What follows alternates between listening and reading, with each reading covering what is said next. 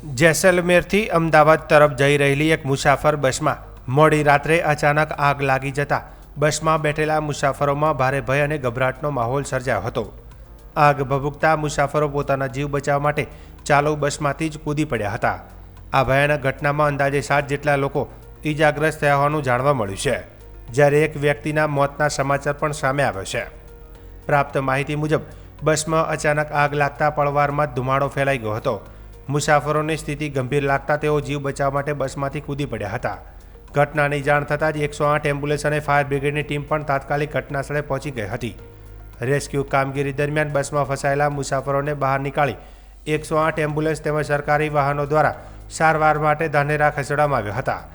આગની ઘટનાને કારણે હાઈવે પર થોડા સમય માટે ટ્રાફિક જામ પણ સર્જાયો હતો। આગ એટલી ભયાનક હતી કે બસમાં મુસાફરોના મોબાઈલ ફોન, બેગ અને અન્ય કિંમતી સામાન પણ બળીને ખાખ થઈ ગયો હતો। મુસાફરોના જણાવ્યા મુજબ આગ લાગતા જ બસમાં અફરાતફરી મચી ગઈ હતી। દરેક વ્યક્તિ પોતાનો જીવ બચાવવા માટે દોડધામ કરી રહ્યો હતો।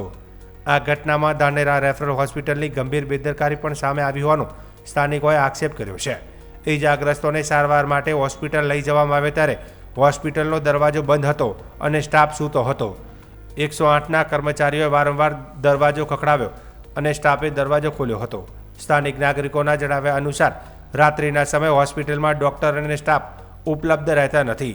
સ્થિતિ એટલી ગંભીર બની કે એક પતિ પોતાની દાઝેલી પત્નીને ગભા પર ઉંચકી અન્ય હોસ્પિટલમાં લઈ જવા મજબૂર બન્યો હતો।